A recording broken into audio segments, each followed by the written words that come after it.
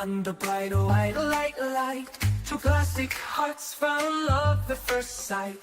One had a bullet hole, the other had a frown. But when the trial paused, oh baby, love went down. It's hot mannequin love in the court of law. No breath, no blood, just a flawless jaw. Struck a pose, then struck a spark.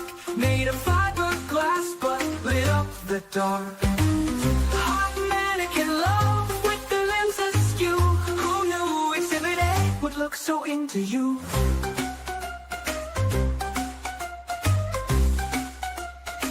She leaned just right, he's sweet just so.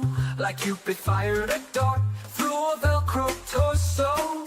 The jury looked confused, the bailiff blushed, the stenographer typed, objection, they're flushed. Hot mannequin love, no heartbeat, no shame, but they set off fire in a dart through a Velcro torso. The jury looked confused, the bailiff blushed, the stenographer typed, objection, they're flushed. Hot mannequin love, no heartbeat, no shame, but they set off fire. The law's just the same. Crime scene dolls, now courtroom flames. In love so real, it should be in chains. Hot mannequin love, not legal but true. Just don't let the judge catch them kissing in view.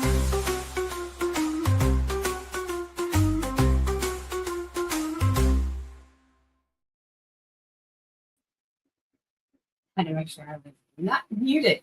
I was. How y'all doing tonight? Happy Thursday. Such thing. You know me, never know what day it is. But it is Thursday, Friday, Junior. Almost there. Almost made it. Hope you all had a great week so far. Staying cool. It's hot here. I'm not complaining because pretty soon it will be cold. What's up, Tracy? Good to see you. Hope you're all doing well and everything is kind of calmed down at your house. You've been a busy person. Busy. Hey, Gabby. Oops. Gabby says, hey, Anna. Hi, Annabelle. I'll get to you. I'll get it. Hope you had a great week and a great day. So, Tracy, I don't know if you've been watching this trial or not. I know you're super busy. This is for the mannequins in the courtroom. No, we're going to miss them. We're going to miss them when they're gone. I hope that the state brings them back out for their closing. That would be awesome. It's like an encore presentation of them.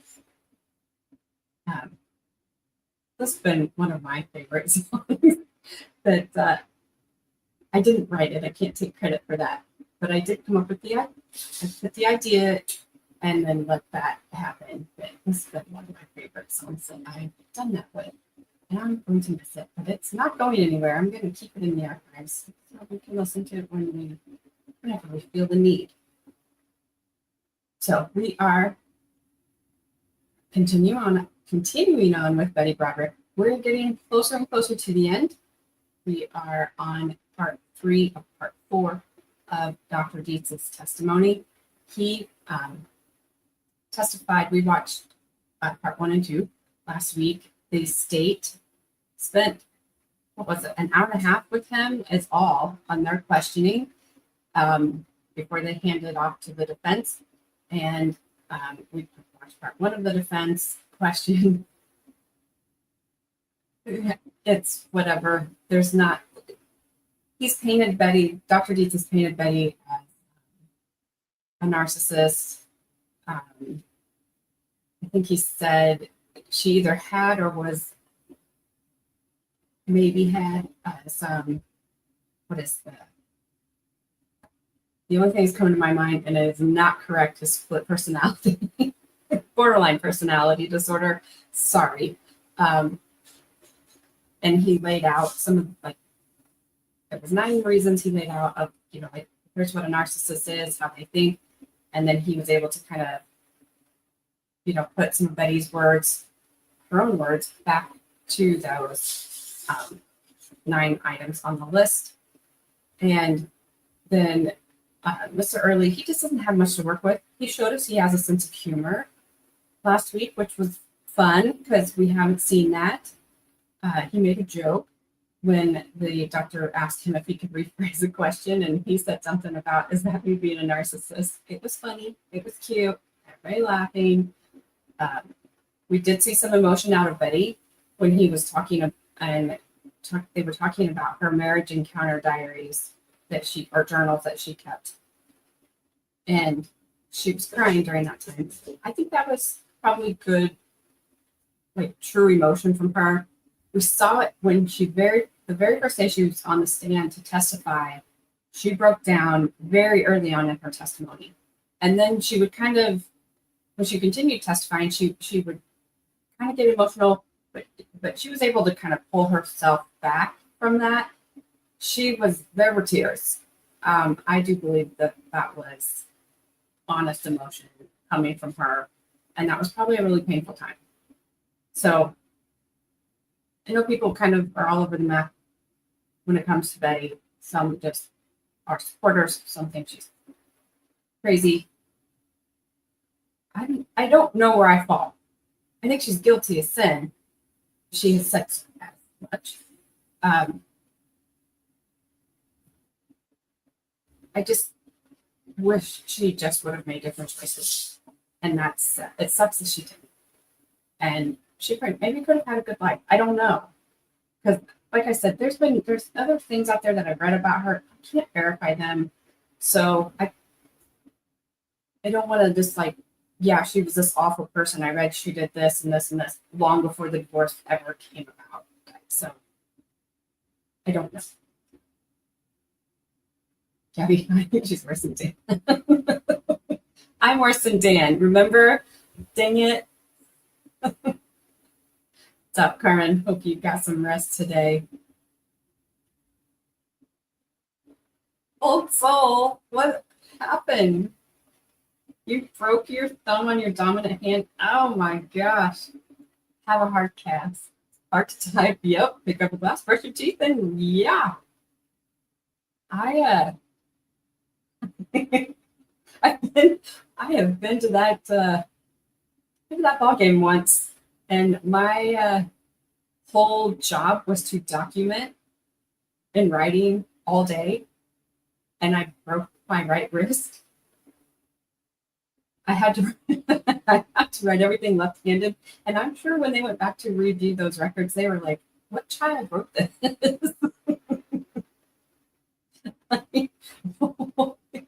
What happened? Free Britney. Oh, wow.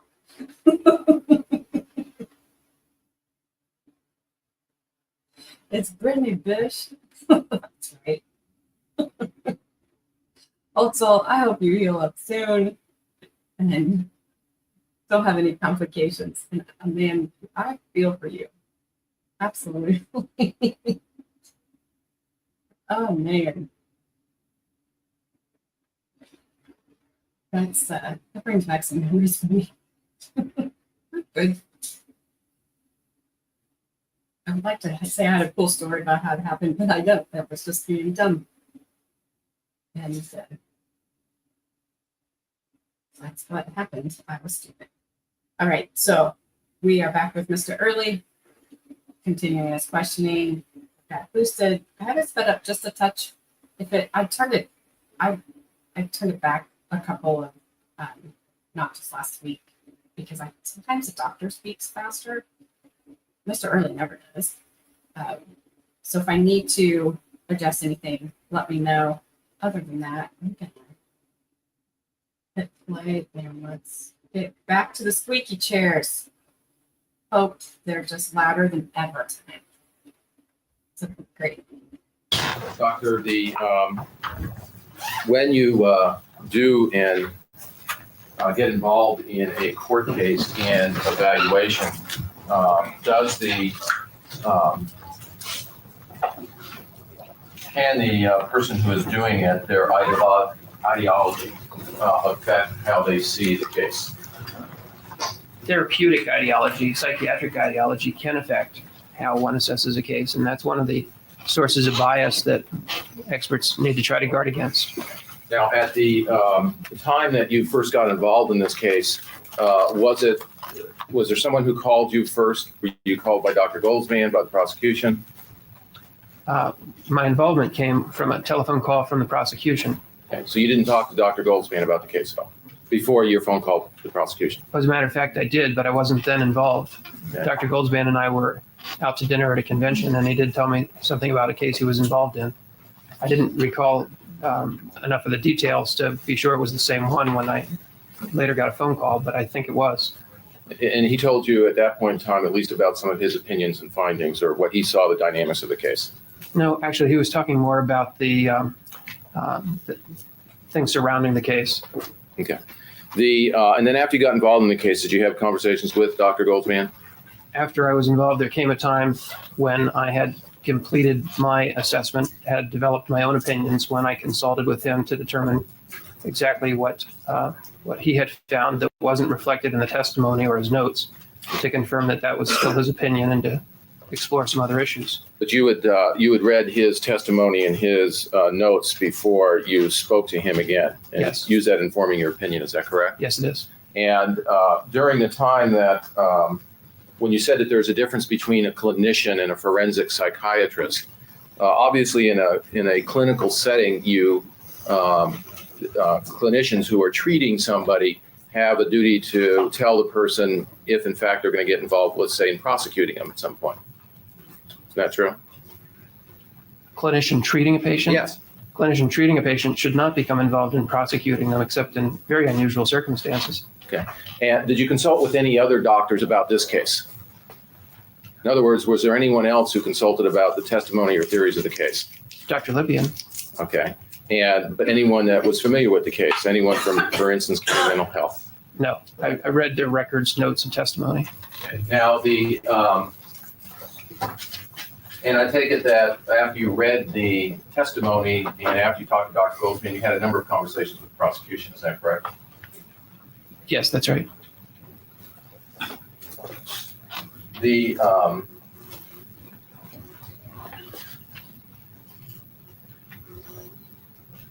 Now, in your writings, you have talked about the fact that when someone has an opinion, that there is a danger they might become vested in that opinion. Is that correct? I'm not sure if I've written that, but I think that's true. Okay.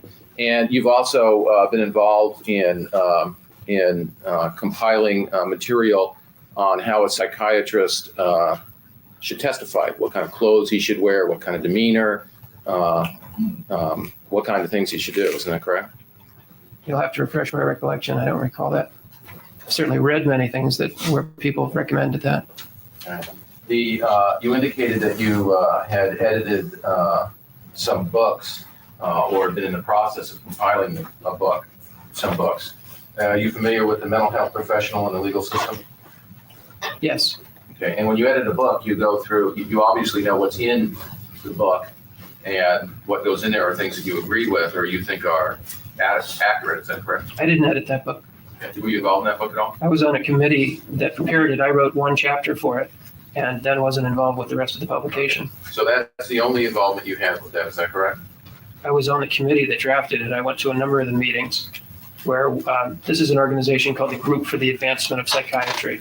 About 150 psychiatrists from the whole United States are invited to join. They belong to committees. And what the committees do is to write books that are then published by the name of the Group for the Advancement of Psychiatry. We're not individual authors, but the committee authors it. And we pay dues to spend 2 weekends a year sitting in a hotel in Cherry Hill, New Jersey, writing books and discussing the drafts. We discussed the drafts for that particular book meeting after meeting for several years before I became a corresponding member. And I wasn't even there for the last 3 or 4, perhaps more meetings where the draft was finalized. Yesterday, I asked you about the use of DSM-3 in court. Is it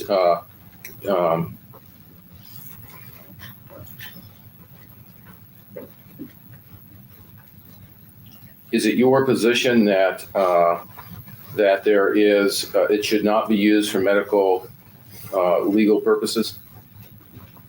That depends on the type of use. Right. I think that it's the best tool we have for most purposes that involve rendering a diagnosis. Well, when you read Dr. Goldsman's testimony, there was remember me asking a question about borderline personality disorder? I'm sure you did, but I don't recall it. Yeah. Could I see what you're referring to? Page 1945.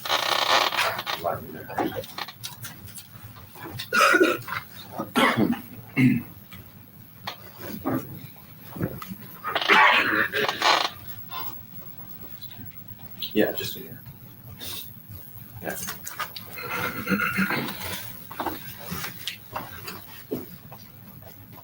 If you could just start on page 1944 with this question and answer. Thank you. Talk to yourself.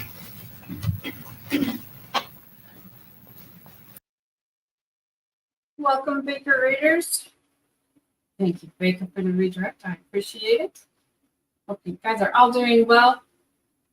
If you are new here, we are covering the 1991 retrial of Betty Broderick. She is on trial the second time for because the first trial ended in a mistrial, not because of is that what's wrong? Dang it, we couldn't figure it out. Baker, oh my gosh.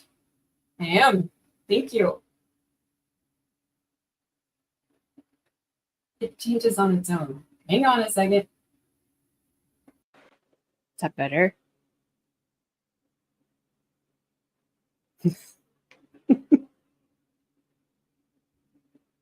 Like how Baker's like, oh my gosh, Baker, I can hear you saying that, but you're a valley girl in my head. Oh my God, you're on the wrong mic. Anyway, so is that better? She may have. I don't know why I would switch because I've not done it. I've not touched anything. Sorry. Anyway, welcome, Baker Raiders. I apologize. We are covering the Betty Broderick trial.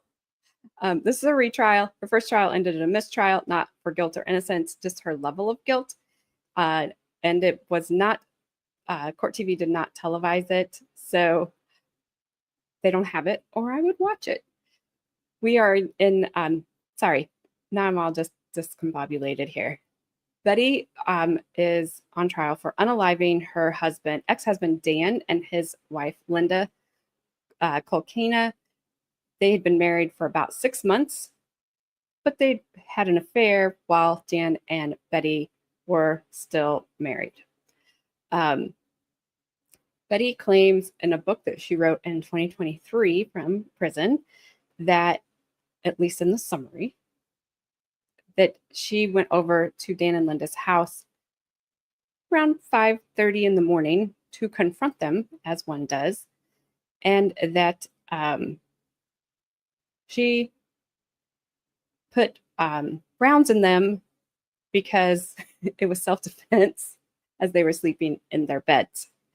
Also, as Dan said, you hit me, and was on the floor reaching for the phone, and she walked around the bed and ripped the phone out of the wall and took it with her as she left the bedroom in self-defense. Those are all my words, not hers. Self-defense words are hers. So anyway, we are watching Dr. Park Dietz. He is the state's rebuttal witness. This is part 3 of his testimony. The state spent about an hour and a half questioning him is all. This we watched the first part of the defense questioning him, and this is the second part. The defense really doesn't have a lot to work with here, so it's not like it's just great questions. But the trial's interesting. The chairs are squeaky, but the audio is pretty great. So thank you, Baker, for being the tech king. I did not know I needed. And I'm glad you also fixed Gabby. She'll know the words for next time. She was like, something's wrong. I never even thought to look at the source. because I didn't touch anything. So, no, you cannot. You cannot fix her. Betty's been up for parole 3 times now. Obviously, has been denied. She will not accept responsibility or even kind of show any remorse for what she did. Even if she thinks that she was correct in what she did, they were all horrible to each other. All 3 of them were very horrible to each other. But you just can't unalive people. So she still will not take responsibility for her part in it. And I think that's the main reason why she's not been released from prison at this point. And I don't know that she's going to be, what we say, 83 next time she comes up for parole. So, you know, you're getting kind of to the point, 84, where you might not make it. Just saying. Thank you, Baker. I appreciate it so much. So we just started. Yes, Zach is the Zach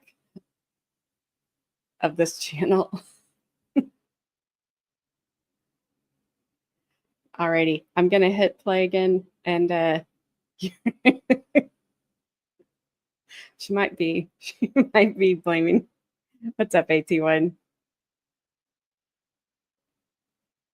Alrighty, now that Baker has came in and saved the day, I'm gonna hit play.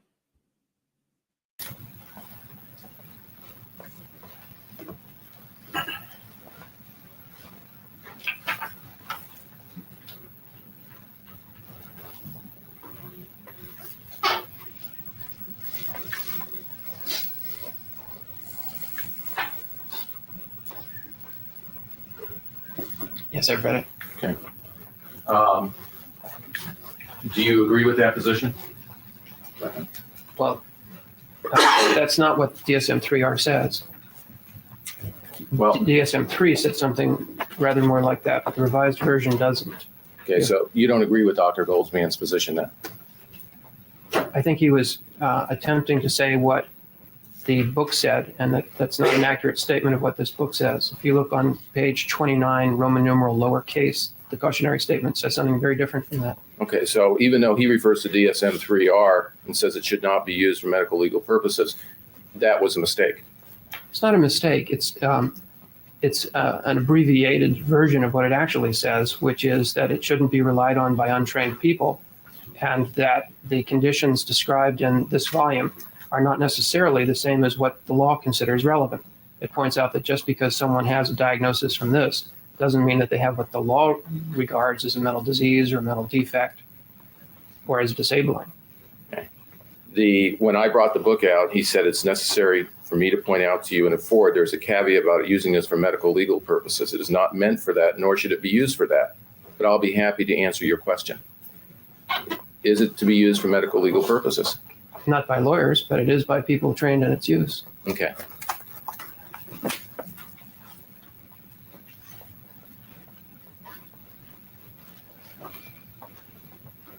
Do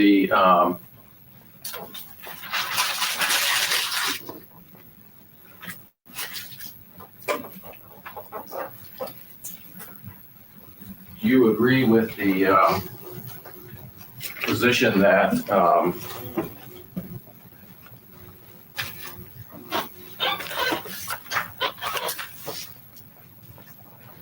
that by definition, narcissists have to see themselves as nearly near perfect? I don't see that's a definition, but it's a description that many people might apply to one of the criteria that some narcissists have. Okay. Well, then you disagree with Dr. Goldsman says that that's a definite by definition. You do not agree with his statement. By definition, narcissists have to see themselves as pretty near perfect. I would ask you to don't transfer. You sure not?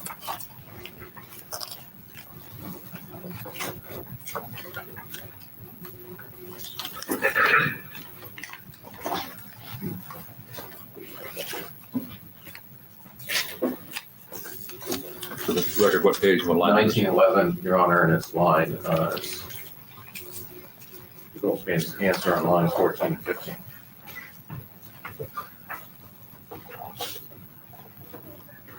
Well, he's responding to a question. of whether, for example, narcissists can accept frailties or problems. And I think the thrust of his answer is true, that narcissists will exaggerate their view of their own perfection. But you would agree that that's by definition. Well, I gave the DSM-3R definition in my testimony yesterday, and that's the one I would use. So you disagree with his definition? Your Honor, I don't think he's defining anything in his testimony. He talked about what Dr. Goldspan said, what his petition considered that. Sustained. The Milan, when you give somebody a test, can the results of the test be exaggerated or by the circumstances surrounding the taking of the test? By that and many other factors, yes. Okay.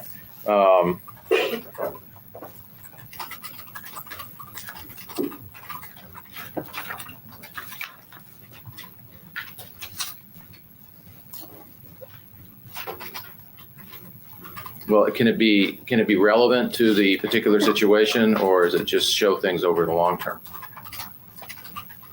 I don't know what you're asking. Does the is the Milan test relevant to the immediate situation?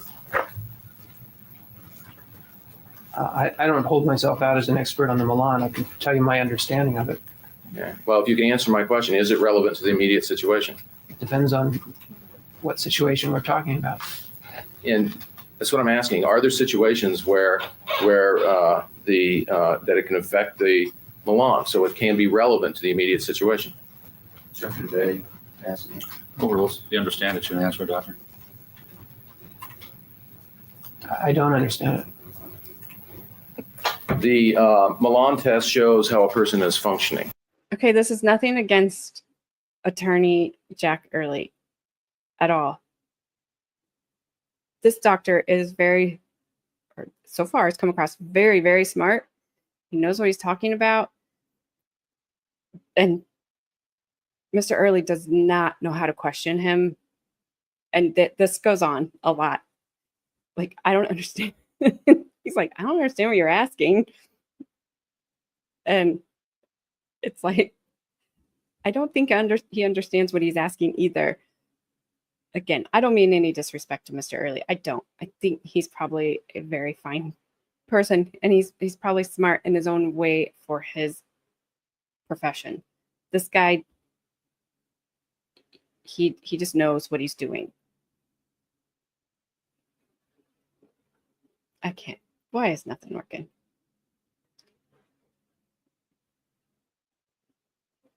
You mean disrespectful? That's not nice.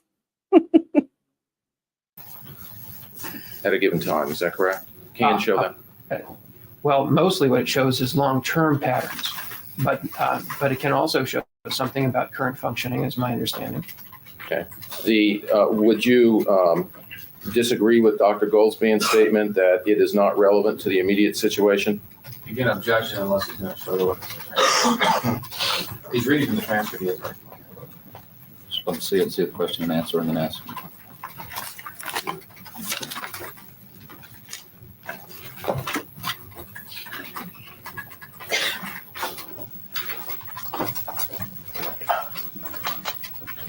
And I'm referring to page 1913, answer 14 through 20.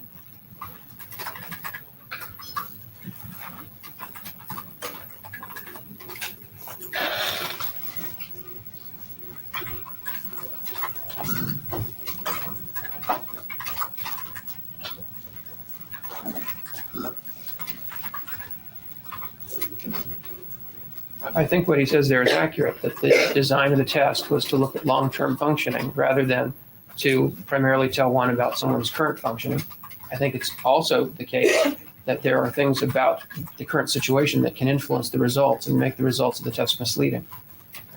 You indicated yesterday that it was that the doctor who saw Mrs. Broderick in the hospital in 1986, it appeared to you that he changed his opinion based on the test alone. In other words, he had an opinion, and then he read the test, and he changed his opinion.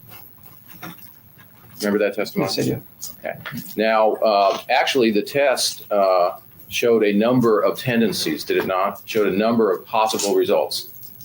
The test had many different results, some of which were plausible, some of which weren't. Okay, and do you remember, did you review Dr. Goldsman's testimony where he went through the results of the Milan test when he was on the stand? He was read the results of the Milan test. Remember that testimony? I recall he was read portions of it. Yes, and you remember Dr. Goldsman responding that he was surprised because the test was so right on point as far as how he saw Elizabeth Broderick? The council is voting to transfer that. Go ahead, Children, if you've got something.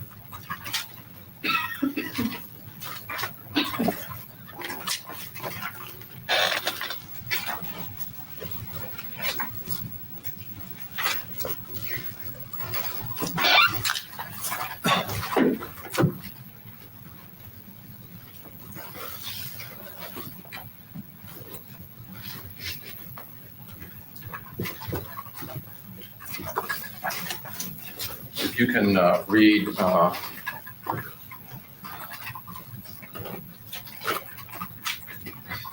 page 1916, 12 through 16, the answer.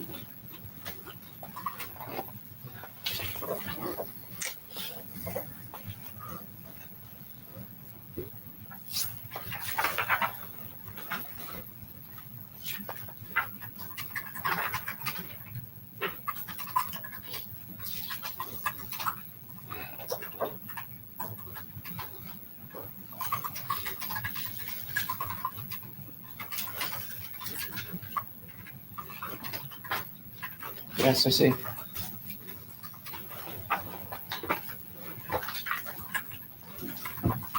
Do you agree with the position that the test was extraordinarily accurate, where he says he was overwhelmed that when he read it, kept hitting on everything he felt about this lady, the previous materials that he'd gone through? I think there are portions of it that would lead one to feel that because it seemed to be so on point, but there are other portions of it that I don't think are that accurate and that really don't correspond to Mrs. Broderick's history. Okay. So your position is that the test wasn't extraordinarily accurate, it was only accurate in some parts. The test, first of all, I don't know everything about this test, how it was designed, what the norms are. As I said, I'm not an expert on this test. But in reading the results of the test, I think there are passages in it that anyone who knows Mrs. Broderick's history would say this is uncannily true. And there are other parts where one has to wonder how the computer came to that conclusion because it doesn't fit the facts. Okay. So you wouldn't agree that it just kept hitting everything that I felt about this lady? Only portions.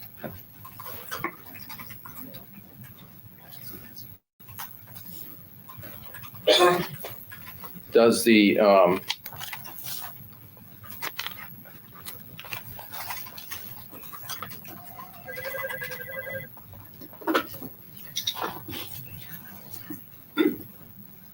and part of her personality, the narcissistic part, is she responds with rage. Is that correct? When she's rejected, she'll respond with rage. That's right. So if we look at any time through when there's some major rejection, we would expect that there's going to be rage with that. Is that correct?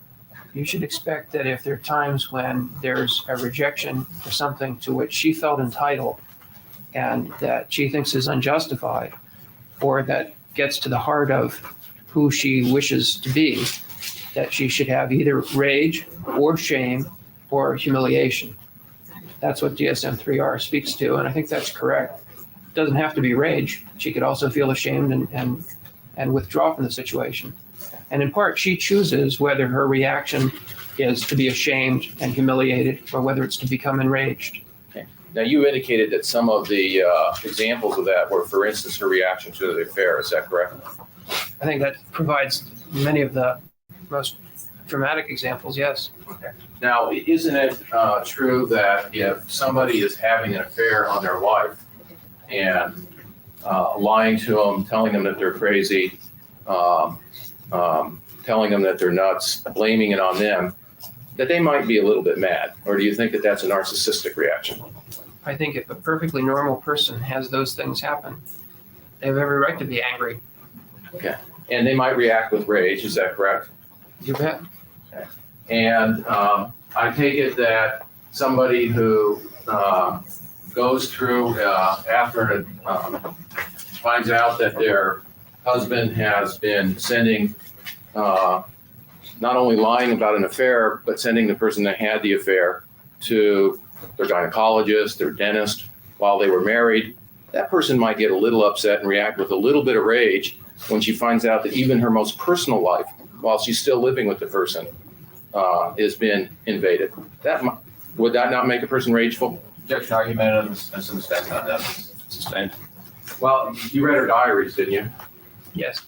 And at times she talks about her finding out about things about Linda that she didn't know about until after their separation. Isn't that correct? Objection made, Mr. Wood. I'll overrule, you can answer that. Did you find passages in her diary that talked about Linda going to her dentist, her doctors? That's what she wrote in her diary, yes. Okay. And there was times that she would talk about rage and being very mad about that. Isn't that correct? Yes. Okay. Is that narcissism by itself? There's no way to tell. If one only knows that, one doesn't know if that's normal anger or if it's magnified by narcissism. Okay. Now, we were talking about someone you also talked about envy and her being obsessed with things that Dan had. And that was some evidence of her disorders. It's the preoccupation with feelings of envy that is evidence for a disorder. Being envious in itself doesn't indicate that one's disordered. Now, sometimes people do, from their circumstances, get preoccupied with things that are going on that are very stressful in their life, do they not? I mean, that's a normal reaction sometimes to stimuli that happens to us. To a point. But there can come a time that it's excessive. And if preoccupation with something stressful becomes excessive, if it begins to consume one with anger and hostility, that's going beyond what we regard as a normal response. Well, when somebody has something that continues to go on in their life, doesn't come to an end, you would expect that they have a reaction to that. Is that correct? I mean, there's going to be some reaction. Well, you have to look at why it's not coming to an end. Is it not coming to an end because they repeatedly fail to resolve it? But is that okay? But people do get caught up in things that are going on around them. Would you agree or disagree? If you disagree with that, then just tell me. I disagree with that. The people get caught up in what's going on. Yes. Okay. And that people do get obsessed with the things. For instance, it wouldn't be unusual for a trial lawyer, for instance, if they're in a long trial, that sometimes their friends or family might just say, why don't you go away for a month? Because no matter what we talk about, you bring it back to the thing that you're working on 20 hours a day and you're like a broken record. To other people, that happens. Yes, it does. Okay. And people, I take that when you look at people's personality or how they respond, you have to also look at the stressors around that. What kind of stressors there are affecting their reactions. Depends on what one wants to know. If one wants to explain why someone's enraged, then one has to look at that. If one just wants to know whether this is rage or depression, one may not need to look at that. Yeah. When you look at the factors, for instance, you give an example of someone being enraged about something, you have to look not only on what's their pervasive pattern, but you should look and see what might be going on at that particular time. Would you agree with that? That's useful, yes. Okay.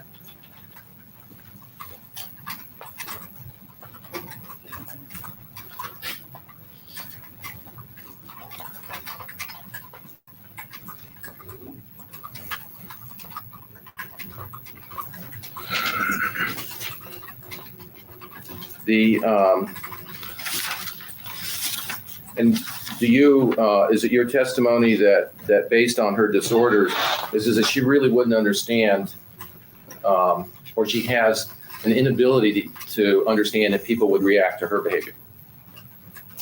She doesn't have any inability to understand that. She lacks the warmth of understanding of how other people feel. And so she will sometimes behave in ways that are destructive to other people, that if she were able to see what they would feel about it, might cause her to shift her priorities. But that's it, that she lacks empathy. Now, you don't disagree with the fact that that Mrs. Broderick was depressed at times, do you? Other times she was sad. When we people, one of the things that you see with people that are depressed are an uninterest in some of the things that normally they would have an interest in. Well, you can see that with people who aren't depressed too. In depression, there's a particular phenomenon that sometimes occur in which things that had been highly valued activities in the past, such as a favorite hobby that was one of the more pleasurable experiences in life, is no longer of interest. The person doesn't do this thing that they always really loved to do before. And when there are a lot of examples of that persist for a long enough period every day, then that can be one of the signs of depression that we use in making the diagnosis. Well, people who are depressed sometimes just won't do things that have become everyday routines, not just things they love, but there's just some things that they'll ignore and not do. It might be work, it might be their shopping. Isn't that correct? Yes, they can be incapacitated and non-functional because of depression, and if that persists long enough, and if the other features are present, it could be part of a depressive condition. Now, when you read Elizabeth Broderick's diaries, most of the time, for a long time, she was relating not so much her personal day-to-day feelings, but her feelings as they related to the divorce procedure or things that were happening around the divorce. The diaries were mostly complaints about Dan, Linda, the divorce, and so on. Now, in the diary, there's times that she's describing how she feels in relationship to the divorce, is there not? There are times she does, yes. There's descriptions of times where she just lays in bed and cries all night and the bed is shaking like an earthquake. There's one time that she uses that colorful language, yes. And there are times when there's a lot going on surrounding the divorce where she doesn't even write in the diary. For instance, there's nothing from January of '86, this picks up not until July of '86, isn't that correct? I don't recall which dates there are gaps, but there are varied gaps, including times when there are varied gaps. The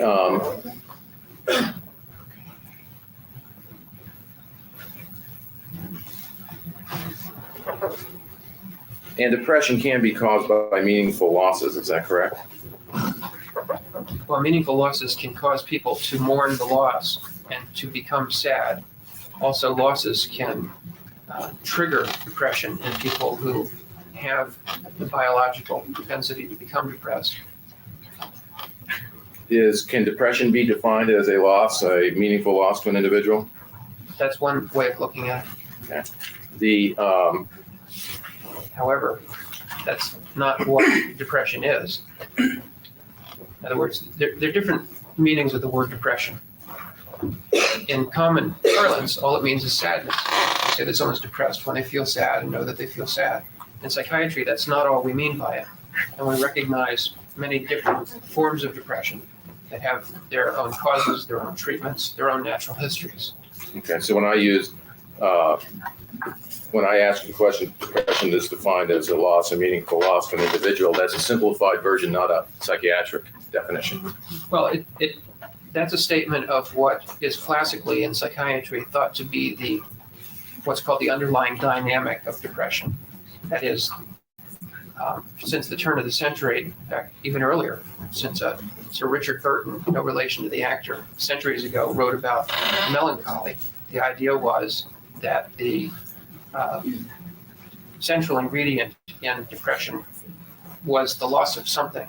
It could be the loss of someone one cared about. It could be the loss of standing, the loss of reputation, losing money in the stock market. Any of these things can cause someone to feel sadness. But that's not the same as the psychiatric diagnosis of depression.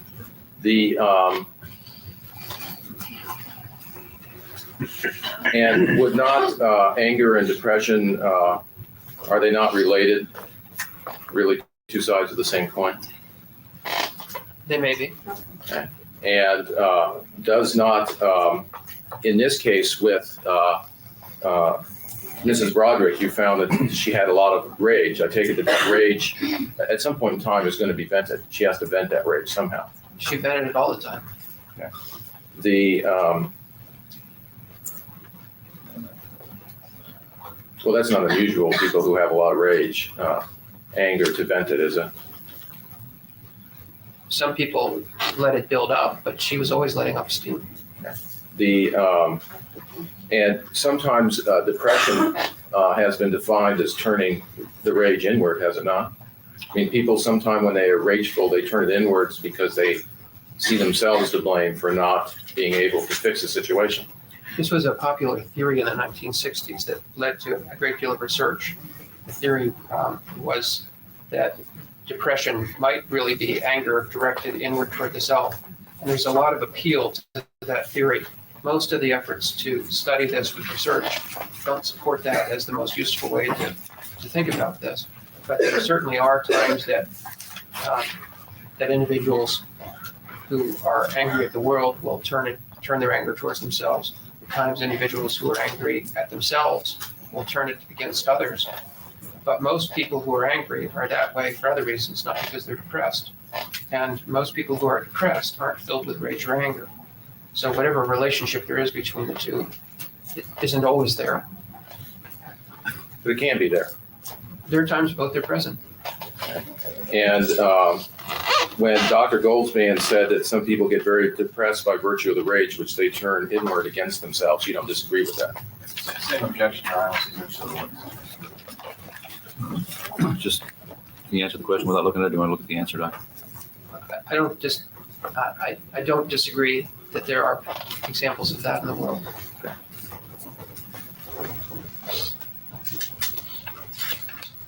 The does self-esteem have anything to do with depression? Self-esteem has something to do with all of human behavior, including depression. Okay. So the answer to that is yes, it does have something to do with depression. Sure. Okay. And how does self-esteem and depression, how are they interrelated? Well, like many other aspects of behavior, if someone's depressed, their self-esteem can decrease. So that depression can cause a change in self-esteem. On the other hand, right by the same token, people who lose self-esteem may become depressed over that loss. So they interact. Depression can change self-esteem, and self-esteem can change depression. Do people who who have depression and have loss of self-esteem, do they ever look back on their life as to try to give themselves some self-esteem, what they had at the time before maybe their loss or the problems they've had? This pause brought to you by Gabby and her super sticker. Thanks, Gabby, for the super sticker. I will not do it wrong. I did this wrong one time and I accidentally did the shocker. It was a complete accident, but now I have to do it and I have to say vehicle because Gabby thinks I say vehicle funky, and I probably do because we talk slow out here in the Midwest. And I know she's dying laughing on right now, and it's good. It's all good. Okay, back to Dr. Eyebrows and these questions, Gabby. Please don't tell me you must ask me a question.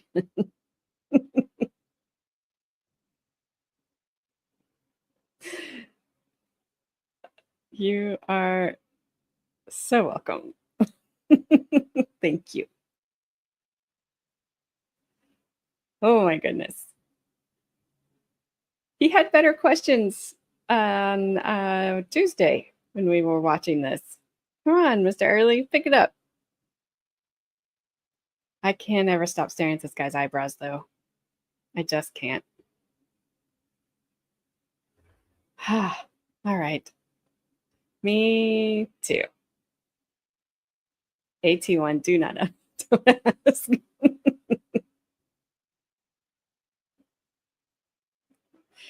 Oh my gosh. All right. Here we go. Yes, that happens. The,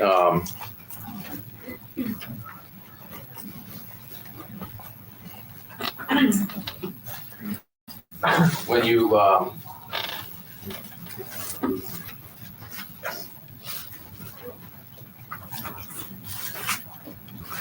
now, there was some other examples that you gave out of the marriage encounter that were dealt with her narcissism at the time that we didn't go through yesterday.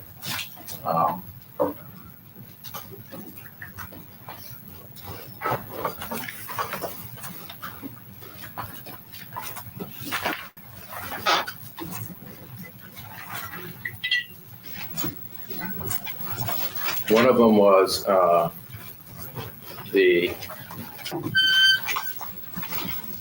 question about, or your answer about the thing that I love most about you is what you love most about me. Remember that? I Or the remember thing what you you referred love to, me. but that's not what it was. It was, What I love most about you, is how much you love me. right? Okay. And showed it.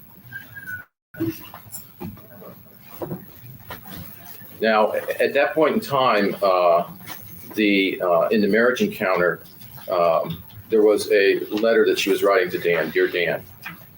The only reason I can have, Excuse me, Councilor, Your Honor, unless he's going to use a particular passage to rebut a particular passage that Dr. Jesus testifies about, I'll object to a lengthy reading of a particular marriage encounter portion of the booklet.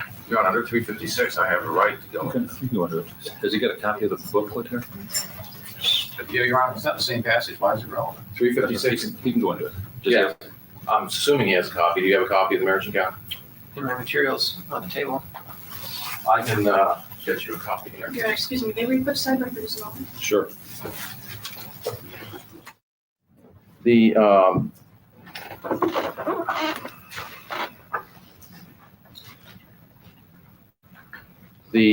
answer that you gave to show her narcissistic tendencies, that was a series of questions that were asked of her. There are at least one page after another with one question and then her answer, and another page and a question and an answer. Objection, he has to let the witness know what he's referring to. Well, you Well, said that he was going to give him a copy of the marriage encounter book, so we'd have it. I think we had it there just a second ago. Why don't you just if you can just show him the page, Mr. Earl, it'll make it easier.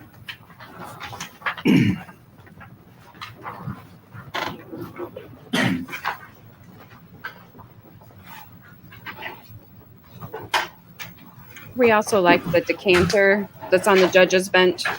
We just make believe it's full of vodka.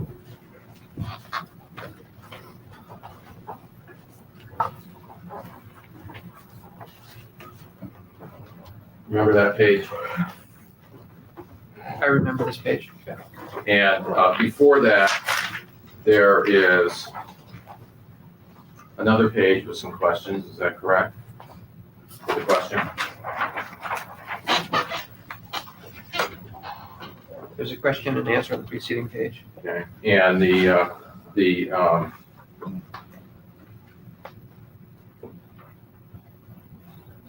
questions are related into, they're related type questions. Is that correct?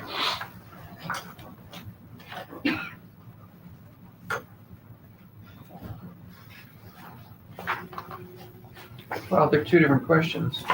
Well, they're about her dealings, why she loves him, why she wants to live with him, why she loves him and why she was attracted to him and why she wants to stay with him. Those are the two questions, aren't they? Yes. And the first question is a page long, is that correct? The first answer? Yes.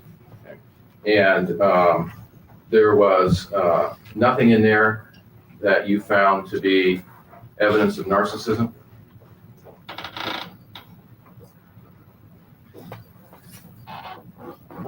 I'd have to read it because I only testified to a few of the many, many examples of each feature. Well, is it your testimony that by reading the whole book, that is a good indication of her personality disorder? it's pervasive throughout the book. Who states his testimony? I'm asking you. Oh, answer that. No, that's not my position. I think if even a trained clinician were to read this whole book in isolation, I thought I testified to this yesterday, that one would not be able to conclude that she has a personality disorder, though one might spot those few clues to it that are in it, some of which I testified to in my direct testimony. In the same way that a clinician meeting her at a cocktail party might spot a few clues, but wouldn't be able to say the evidence is there because it wouldn't be there. As long as narcissists are getting what they want, they don't display themselves. As long as she has her way, things go fine. It's only when she can't have what she wants that all this emerges. So it's not true that narcissist has a personality disorder, that it interferes with their life. In other words, someone can be have a narcissistic disorder and gonna show in every facet of being a great person because all their needs are being met. Individuals who have a narcissistic or histrionic personality disorder can function very well as long as they get what they want. It's only if you cross them that you better watch out, because that's when they show their other colors. And it was always apparent that So I believe, sorry, I stopped him on a bad pause, and her as well. I believe those are Betty's parents. I can't tell if her daughters are there. I couldn't see well enough. They've been there off and on, and always sitting on Betty's side.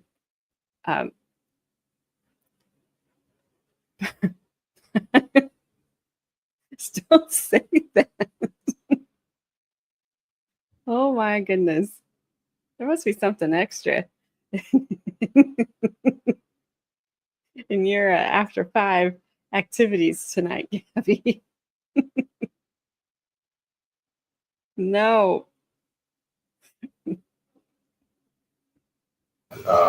that Elizabeth Broderick was Oh. always the center of attention, getting exactly what she wanted.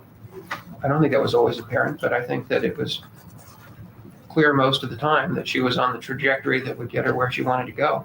Did she talk about, in her marriage encounter, she talked about what she wasn't getting and rejection, close feelings from Dan and closeness, wasn't she? Yes, that's right. Okay. And narcissists react with rage when they're being rejected. Right. Or shame or humiliation. Was there anything, if you could read that passage, is that a page where you can pull something out to show that is that a page that indicates her personality disorder? Well, no page in anything ever indicates a personality disorder. It either does or does not provide evidence of one, but it wouldn't in itself. Does that provide evidence of her personality disorder?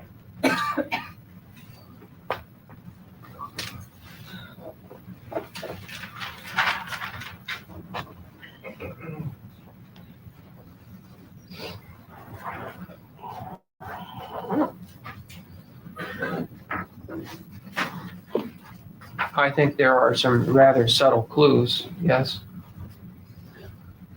I would ask to read it, Your Honor. Have them read the subtle clues and then you can put it in context. I assume he's gonna read it to himself. He's already done that. If you could read it to yourself and tell me where those subtle clues are. Well, the two things that I think are subtle clues are, first, there's the statement in which she says that she's wasting her time in being with Dan if it's not going to be the perfect love she would like, because she could be nurturing a relationship with someone who loves her as much as she wants to be loved. Now, that's not an abnormal statement, and in and of itself doesn't tell us much, but it is not always the most effective way to nurture romance, namely to threaten. If you won't give me what I want, I'll go get it from someone else. It's an expression of her need for more love than whatever amount he was in fact giving her. And that shows she's narcissistic because she No, needed. as I said, it doesn't show that. I'm talking about subtle clues you asked. I'm Okay. telling you. Most of the evidence of her narcissism comes only later when she's not getting her way in a grand scale. But here, she still hoped to get her way. It still looked like she was going to be able to do it. And the other clue comes from something perhaps even more subtle than that, which is there is a soap opera, Gothic novel-like quality to what it is she longs for here. It's not that it's abnormal to long for what the soap operas suggest is the ideal of romance.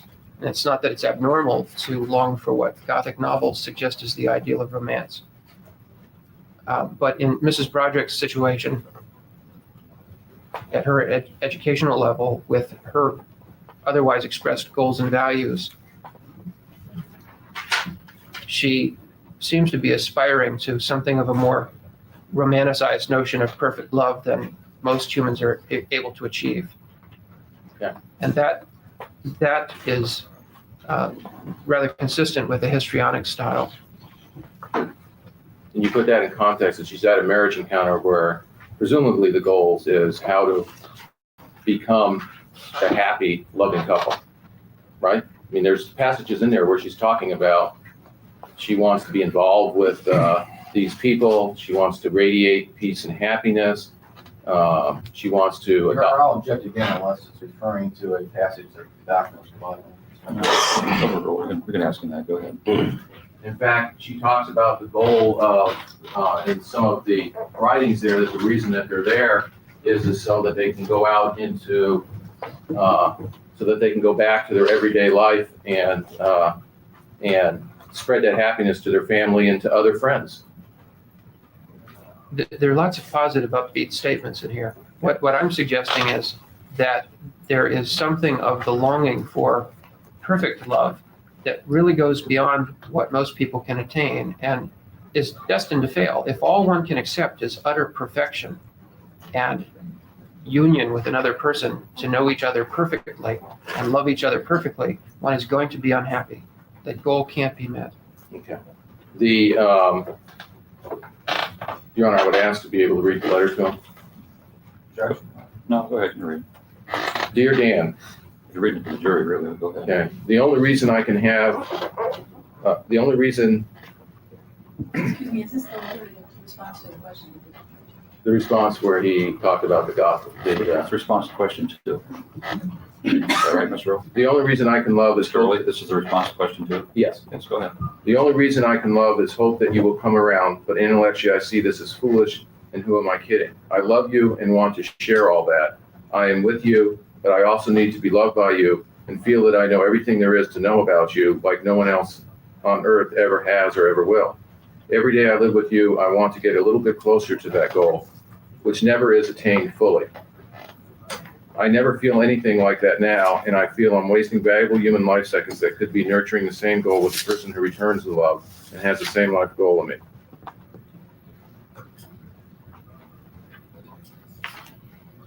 The next question is the one that you've reviewed Elizabeth Broderick's testimony, did you not? Yes, I did. Okay. And you know that at that point in her life, she was telling Dan Broderick that she thought there needed to be more closeness in the family, that they had to have some family goals beyond just his work goals, that he had to give some time to her and the family. I know that that's what she testified to, yes. And you also know that there was some testimony that she accepted Dan saying, please wait, someday we can work at that, but it's going to have to be delayed so I can reach my material goals, other goals that I have. You know that too, is that right? That's at least what she's testified to. Did she testify to that? Yes. Okay. And so this is not someone who is saying that they can only have a Gothic love at all times. This is someone who is accepting the fact that there's going to be bumps along the way, but there's reasons to wait. There's promises that are being made. Would you agree with that? At least that's her perception. Yeah. Well, I don't know about everything you just said, but I do agree with the thrust that that her perception was that bigger and better things lay ahead if she would bide her time.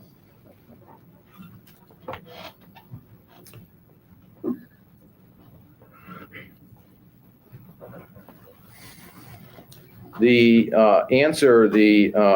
question that you gave the answer to that says, what are the that you gave about, as your example of her narcissism. The question was, what are the qualities that most attracted me to you? Is that correct? If you would like to look at the next page. Yes, that was the question. And the answer that was given to that was the number one thing I loved about you was how much you loved me and showed it. You know all the rest. In fact, I love everything about you now as I did then, except that you don't, it had love me crossed out, show your love for me. That was the whole answer. Is that correct? Right. Okay. The,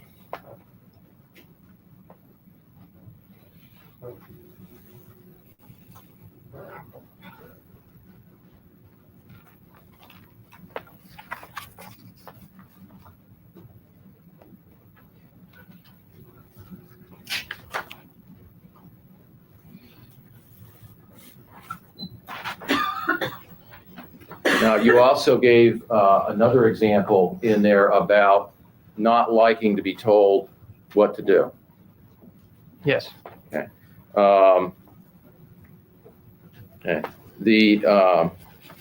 That passage was actually a part of a answer over 2 pages, was it not? Maybe it would help if I showed it to you, speed up time.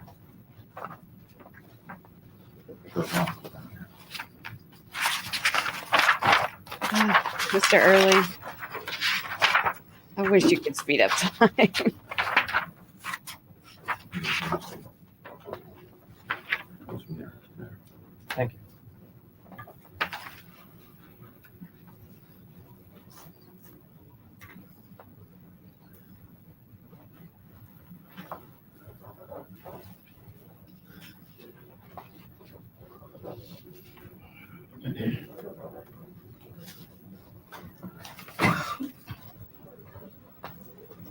Yes, a little.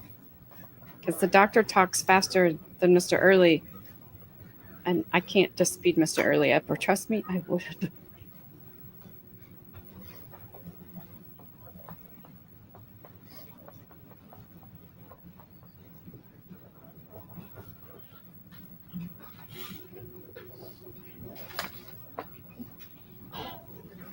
Is that the passage you were referring to? Yes.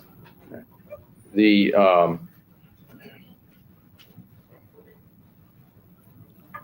passage begins, how do I feel about my commitment to the daily 10-10? Did you know what 10-10 was? Yes. Okay, that's giving 10 minutes a day to each other, just putting aside 10 minutes a day for each other. Right. Okay. I think I'll love it, but my problem with it will be that it or the idea for it didn't or doesn't come from us. It's forced. All this time I could have been writing you love letters, no problem. The thoughts were there anyway. All this time we should have been communicating feelings for each much more than 10 minutes a day. I hate to have people tell me to do things. I like to do what I feel like doing when I feel like. Maybe 30 minutes one day, none for 3 days.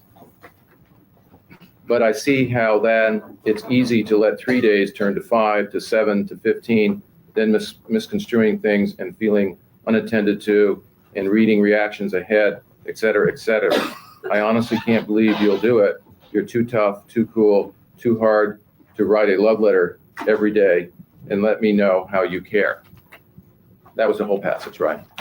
It was, and I think the whole passage shows additional support because she says here that she needs more attending to.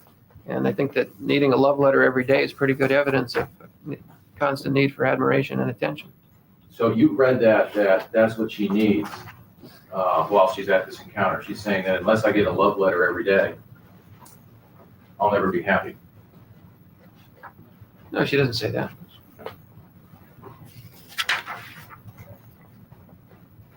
The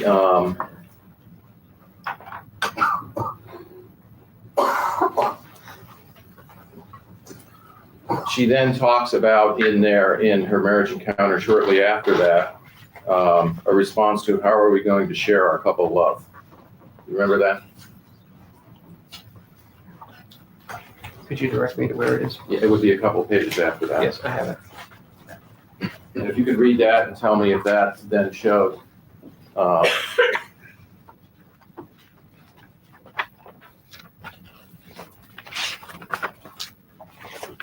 the,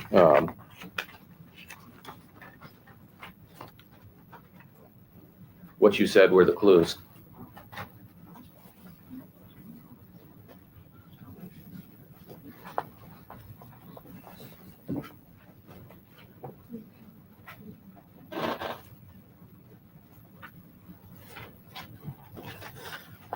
Your Honor, unless this witness based his direct examination testimony on that particular passage on the relevance of this.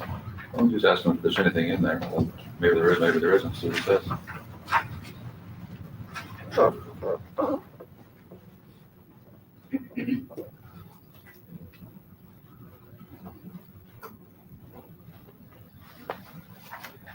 I don't think I said anything about this in the testimony. I know you didn't say anything about it. What you said is you read it and you picked out a few examples. Was that something that was totally devoid of these clues that you've seen, or is that another piece of the evidence out of that book that shows clues, either that she's looking for some striving for perfect, or this gothic love, or This one I wouldn't know how to interpret without knowing where the couple of concept came from. Perhaps that was part of what was being talked about there. I'd have to speculate to know what this means. so there was nothing in that passage at all that you saw that was the clues. Objection asked and answered. Stand. Sir, is normally when the field of psychiatry, when you're looking at somebody to determine whether there's signs of a disorder present, do you just pick out the ones that confirm it, or do you look at the other ones that don't have any evidence and say, well, here we have one that says there's nothing here and one that says it does? You look at both, and of course, in this case, there's a great deal of information at many points in her life of there being nothing wrong with Mrs. Broderick. Okay. So for someone to be able to make that determination of whether there really is a disorder, if you're finding clues going through these letters, these subtle clues, you also need to be able to read the other ones to understand whether there's a lot of evidence here that there is no disorder. You do both, don't you?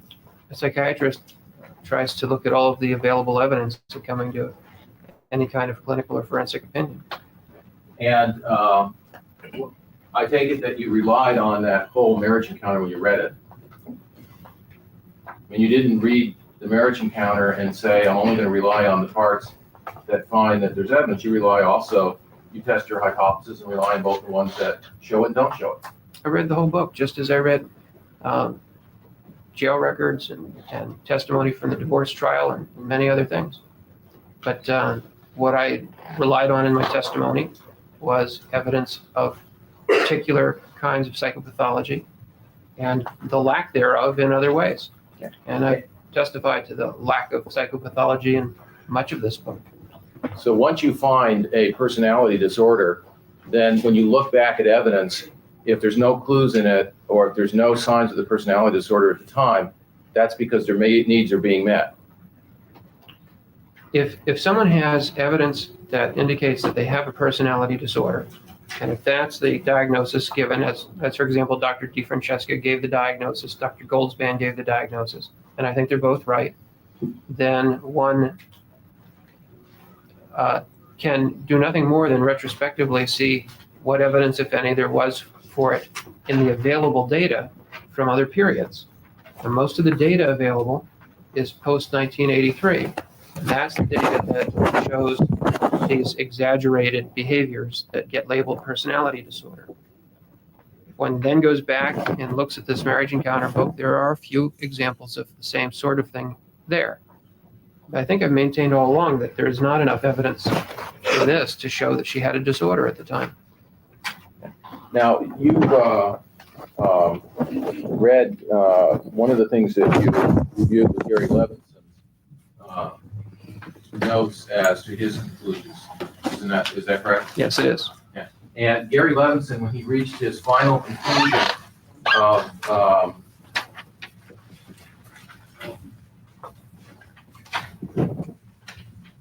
bipolar affective disorder, mixed type hypomanic phase, borderline personality disorder, he dictated that report almost a month after she left the hospital. Is that correct? March 1st. Almost a month after she was in the hospital. That's right. So it wasn't that when he completed the report, he had had the benefit of having her in the hospital for a number of days, having a number of interviews with her, as well as having the test. Isn't that correct? He had done a consult on her in the hospital. Then the care was transferred to him for a day or so. And he had the test result and the letter saying that the test might not be reliable. Well, the letter actually said the test might not be reliable, but you're going to have to look at things going around her at the time. We don't have enough of a history. That's right. But you testified that the tests are meant to do long-term functioning. That's the basics of the test. Objection vague as it was. You know, there's only one test getting for this. It's a test long-term functioning. In other words, That's what it's designed to. do you do your own testing or do you have someone else do it? I usually don't have it done at all because you get so many misleading results. So you're not someone who you would have problems with reading the results from a test and saying this necessarily applies to them just because it's a test. In other words, may I withdraw the question, Your Honor? Sure. At the time that you get a test, you do a test, there's a computer printout that tells you these are the things to look for, isn't it? Correct. For some of the personality inventories like this, that's one way they can be scored. But many people who want to rely on the results will hand score them themselves or have someone in their own office do that so that they feel they have quality control. And you're saying that one of the problems with these tests is you feel that they have some unreliability in it. Well, there are many problems. I mean, the first reason I don't have occasion to use them is that they really only need to be used for one of two reasons. One is there's a diagnostic question. There's some issue that one can't resolve. And there are times, especially about brain disease, where testing is the only way to resolve a problem. But for personality, there are always other ways to resolve the question besides testing. You can take a detailed history, you can obtain records, you can find out what other people have to say. There's always better evidence than psychological test results of personality if one has the time and resources to obtain it. The testing is a shortcut to looking at the evidence about the person's past. In forensic work, usually we have the opportunity to look at much of the evidence, and so the testing isn't needed. Secondly, even where there is a question for which testing would be the best evidence, like an unresolved diagnostic issue, there are problems about whether the person has honestly answered questions, not all of which kinds of deceptions are detected. People can easily spot some sorts of questions where they know it's advisable to lie and make themselves look worse than they are or better than they are. Educated people or people who've read psychology books can even fill out the forms in such a way to make themselves look like they have whatever diagnosis they want to appear to have. And even if all of that's done honestly and truthfully, there are still problems that arise from scoring errors and from interpretation errors and from which norms are applied to the test. And that's just the beginning of why I don't typically use test results. So you don't even use it as one of the factors. If there is a question that can't otherwise be resolved, it might be very important. And I will look at tests that other people have done to see if there's something useful, but I rarely rely on them for much. And it's your opinion that Dr. Levison relied completely on the test rather than his interviews and his observations? Well, I don't. Is that? I'm not in his head. I don't know. All I know is that what the record shows is zero other evidence to support it except that test. Well, he had an interview with her, did he not? And the fruits of that, as recorded in the chart, show no other evidence of her being manic. He talked to her husband, did he not? Yes, he did. Did you see some notes in the records where her Dr. Zunimer had, he talked to Dr. Zunimer, didn't he? Yes, he did. And Dr. Zunimer indicated that Mr. Broderick said that his wife needed help because she was having a large problem with depression, didn't she? I'd have to see the actual chart. That's not something that you remember? I remember Dr. Zimmer quoting Dan as saying a number of things about Elizabeth Broderick. Well, sir, I understand that, but can you answer my question, then you can redirect it whatever you want. Was there a response from Dan Broderick? Was there something in the records that indicated that there was a record that Dan Broderick said that she was having a problem with depression? I object, number one, to counsel's characterization, the argumentative nature of the question. Secondly, if he wants to show the doctor a record, let him produce a live record and show the doctor what he's talking about. Well, first of all, objection's overruled. If you remember, doctor, you can answer it. If not, go on from there.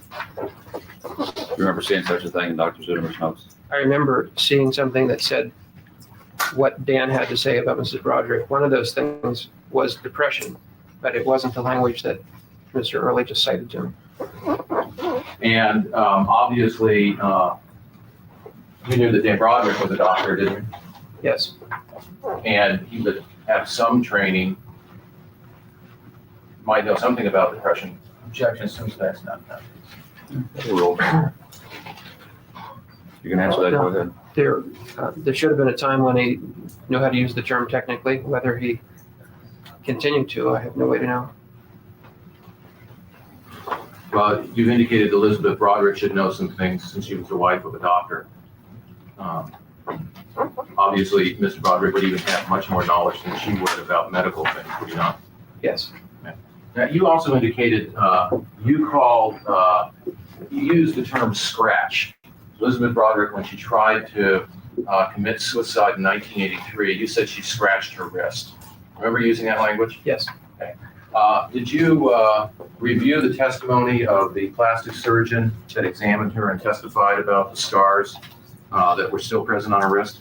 I'm familiar with the testimony of how difficult it was to detect them. Well, he indicated that that he could still see the scars on her wrist, didn't he? That he was still able to see them. I think with magnification. He was still able to see the scars on her wrist. Objection, he's misstating the evidence of last time, Your Honor. Oh, the doctor's answer stands. You remember that it was with magnification? Right. Do you know where he saw her? Pardon me? Do you know where he saw her? Do you know where the exam was done? No, I don't. Your memory was that it was only with magnification that he saw him? That's my recollection. And he also testified that he looked at the scars on her legs from the surgery as to her varicose veins. And said, Objection, irrelevant. Stand. well, you knew that she was somebody who it was hard to see scars. She healed very well, didn't you? From Objection, the testimony? objection, that states facts not in evidence. Stand. Did you consider that when you called it, when you were talking about scratches? Did you consider the testimony that she is somebody who heals very well? It's hard to see the scars, and there are scars there. I considered the fact she was still alive as being much more important than that. But it was your opinion that what these were scratches that left. That was your opinion. That was how you viewed it. They were scratches. I think scratch is a far more accurate characterization than slash. The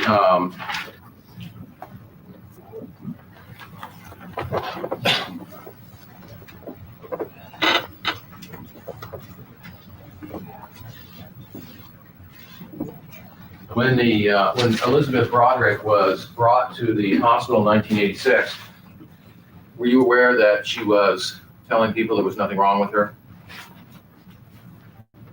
She wasn't depressed. She wasn't didn't have any problems. I was aware that she said her main problem was that she was angry at her husband, and on another occasion said the only problems she had were legal problems. There was nothing in there that indicated that she wanted to appear to be depressed to anybody. That's right. Nothing that indicated that she wanted to appear to have some kind of personality disorder. That's right. Nothing to indicate that she would have a motive on a test or in her conversations with anybody to try to make herself seem worse than she was. Objection, this witness would not know what her motives would be. Nothing. Sustained, Mr. Fraser. So there's nothing in the records that would indicate to you that she had some kind of motive to make herself look worse. Of course, she'd just committed an action that could have been charged as a felony. The vehicular assault on Dan's house, the various characterizations of her attack against him face to face, the questions as to whether she had a lethal weapon in the car and what she did with it. In a lot of states, a normal person would be taken to jail and there'd be eventually a trial about committing a crime like that. This was diverted into the mental health system very early. And when we see people diverted into the mental health system after the crimes, sometimes they get the picture of what they're supposed to do. So it was your belief that she was trying to convince them that she was mentally ill? I don't know what she was trying to convince them, but she wasn't taken to jail like most people would have been. Well, do you know whether that was her choice or not? I don't think they asked her, which would you rather do, go to jail and be treated like a criminal or go to a hospital and be treated like a mental patient? I think they took her to someplace that was decided by people other than she. And can you show me in the records where the evidence that she was trying to show that she was mentally ill, depressed? Objection, that's not his testimony. Sustained.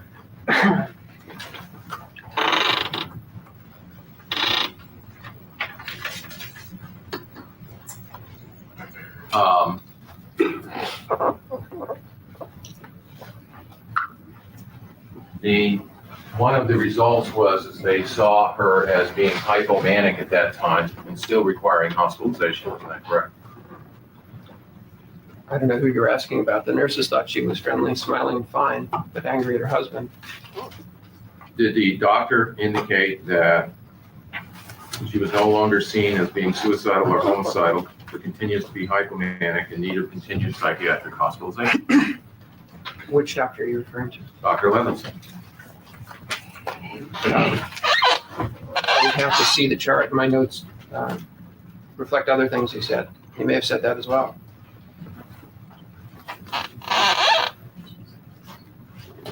The chairs are so squeaky. Was there a condition on discharge that you wrote on her chart? Yes. And did I accurately represent that? Yes. The, can you tell that when you have somebody who has a personality disorder, one of the things that you frequently see with a personality disorder is either agitation or depression. Is that correct? With a personality disorder? No, it depends on which personality disorder. Depression actually can occur secondary to any of them, but not agitation. Okay.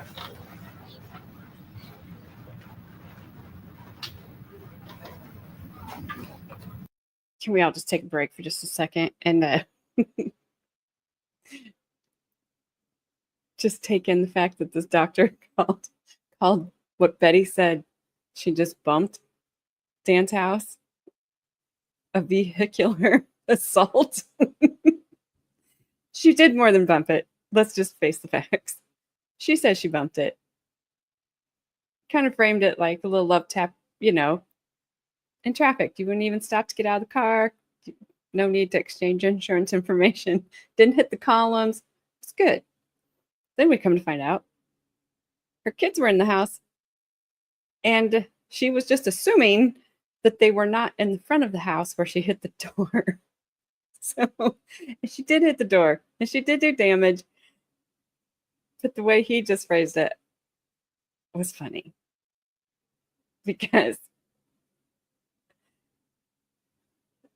it's just stark contrast to use that phrasing versus bump.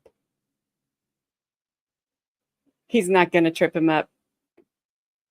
He's not. He might try, Sharon. He's just not going to get this guy. Thank you, Gabby, for this super sticker. Fist bump. I needed a break. The chair seems super loud today. The questions seem worse today, and it's going very slowly.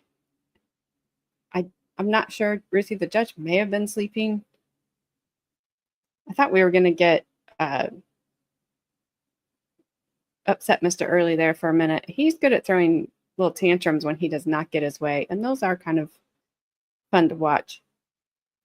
The judge doesn't put up with them very long, doesn't let the attorneys argue very much, but he does let them argue more than what we get to see nowadays.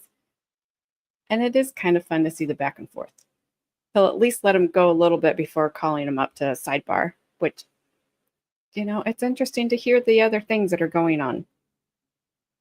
But we got about 10 more minutes to before we're through with today's. Yes, Mr. Molasses does talk and ask the slowest questions ever. Which I generally don't make fun of him for because I do the same thing. I say and a lot. I try not to, but I do. Like I said, if I could speed him up a little bit more, I would in a heartbeat, but I can't without speeding the good doctor up. So, all right, let's finish this up. Oh, whoops. What's up, Shenny? Yeah, judges, we want to know. We want to know. Oh, sticky thirds to you with that word. They waxed. I think I said this right the last time. The Naga hide last night, so the chairs are all squeaky from all the polyester. Well, they are extra, extra squeaky. I don't like it.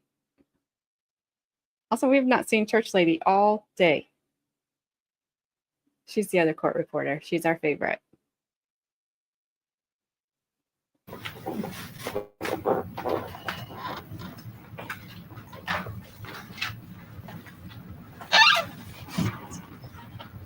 Some WD-40. So they can be seen when there is a major depression is associated with them, is often associated with it. No. Depression is what I was saying. Depression is very different from major depression. Depression just means somebody has been sad. Major depression refers to a specific diagnosis for which there must be a sufficient number of signs and symptoms simultaneously for a long enough duration to warrant that diagnosis. Do you not see many of the features of personality disorders during an episode of other mental disorders such as major depression?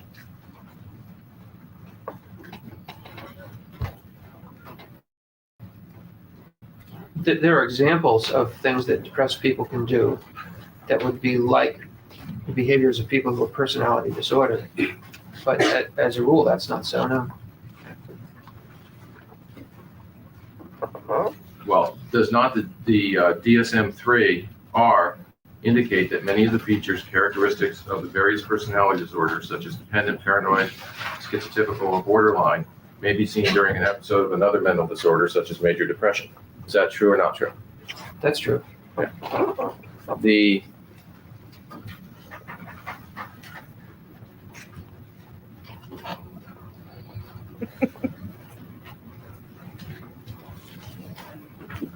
Does it not indicate that one of the associated features of a personality disorder is disturbances of the mood involving depression or anxiety?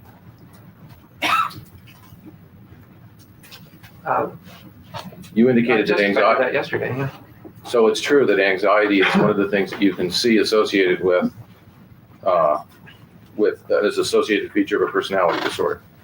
Sure, I mentioned yesterday in my testimony that when people have a personality disorder, they can get sad, they can get anxious, they can just nervous, they can get angry. These things can all happen when people have personality disorders, as can every other emotion.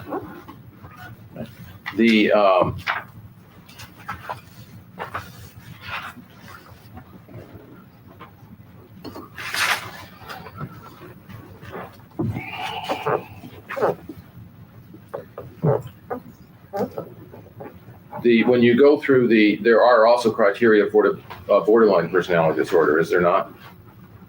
Such criteria exist. Yes. One of them is a pattern of unstable and intense interpersonal relationships characterized by alternating between extremes of over-idealization and devaluation. That's one of the criteria? Yes. Okay. In this case, there was times where you would see Elizabeth Broderick talk to people in a very over-idealized fashion, and then examples of where she would devalue them the next time. Yes. Their impulsiveness in at least two areas that are potentially self-damaging: spending, sex, substance use, shoplifting, binge eating, That also includes use of, for instance, spending money. Is that correct? Spending money they don't have? It's one of the characteristics.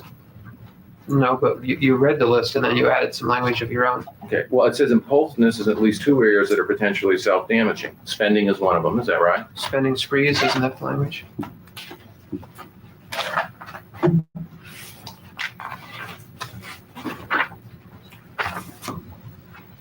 I don't have the language with me, but spending is one of them. Okay. Would you like to look at it so you know if it's spending spree or spending? That's all right. And overeating is another. Binge eating. The It's very different.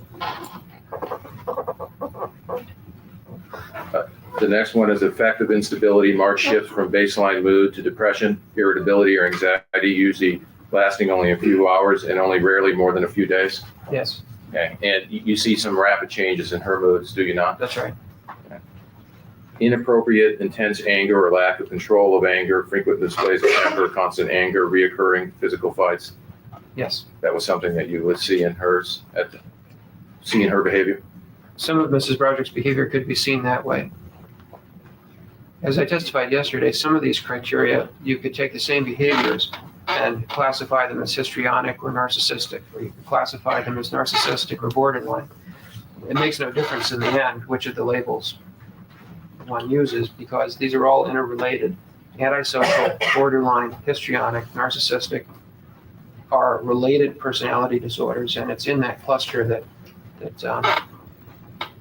she's been consistently thought to be. Well, we also have recurrent suicidal threats, gestures, or behavior, Borderlines do that. and you would find that in Elizabeth Broderick. Well, you don't find exactly that, but there are lots of episodes of homicidal threats. There are a couple episodes of her mentioning that she knows that suicidal threats can be used manipulatively. And there are So it's not true that you find that there's recurrent suicidal threats or gestures or behavior. That's not something that you would find in her. well, it's marginal, but maybe. I mean, that's one of the themes for her. The way I interpreted it is as histrionic attention seeking, because people who are histrionic will do things of precisely the kind she did. Whereas with borderlines, what one expects to find is they're making deep cuts longitudinally in their arms. The histrionics will often make a crosswise cut on the wrist, leaving parallel marks on the forward surface of the wrist. Whereas in borderlines, typically the wounds are made longitudinally on the legs, on the thighs, on the upper arms. And so because of the nature of the wounds that Mrs. Broderick self-inflicted, I thought they were more in keeping with the histrionic sort. I didn't see her do any of the borderline kinds of self-destruction. Dr. Goldspan called her slashing of her wrist a suicidal gesture, did he not? Wasn't that his testimony? It was a suicidal gesture? So, right? And this says suicidal gestures. So you disagree with Dr. Goldspan as to what a gesture is. Oh, as I told you before my testimony, I think this could be called a suicidal gesture. You see, this is why Dr. Goldspan would point out the problem with DSM-3R in court, that the use of it requires making judgment as well. It's not the legalistic, what's the meaning of this word approach, but judgment about the pattern of behavior that's required. His word, was it not? Suicidal gesture? Yes, and that's one way to look at it, but this, in my judgment, is not borderline self-destructive behavior. Yeah. All right. Let's start the morning recess. And Mr. Rote. All right, they're going to take a break. So are we. That is all for this evening. They're done for this episode. So we will do the last episode of Mr. Dr. Dietz versus Mr. Early on Monday at 6 p.m. Eastern Time. And we will be finishing this trial up next week, as far as I know. Barring any unforeseen circumstances, we will finish it on Thursday, which is perfect. Then we can start something new on the following Monday. So it's all going to end perfectly as long as nothing Wait, don't throw any wrenches at me to throw a wrench in the works. Okay. But thank you guys all so much for hanging out tonight. This was a little, this was a lot drier testimony than we've had the previous time. So hopefully Monday he will wrap this up with a bang. Mr. Early does such a great job that the spoiler alert, the state does not do any redirect on with Mr. Dietz. So, and I don't think they needed to, honestly. They got all their questions out fast and furious. And the one thing I do like about this doctor is that I think he just tells it like so far, it seems like he just tells it like it is. He hasn't, got that fog that witnesses sometimes get when they're getting cross-examined. This is what it is. He's not trying to put words in where they don't belong. He's not trying to put anything on her that doesn't, just to make her look worse or anything like that. He to me is just telling it. This is what it says. This is what she says. This is what I see. That's it. If he did anything, he's called Mr. Early out for putting words in there. But so that's just my opinion. I don't know what you guys are thinking about it. But we will finish it up Monday, like I said. And if you haven't already, please hit that like button on your way out. I appreciate it. It does help. Sorry, my mic was on the wrong one earlier. I will check it Monday. I've been so good about checking it, and I just didn't today, and see what happened. So now I know.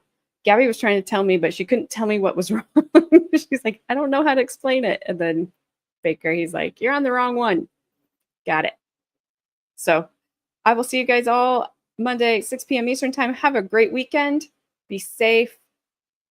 And,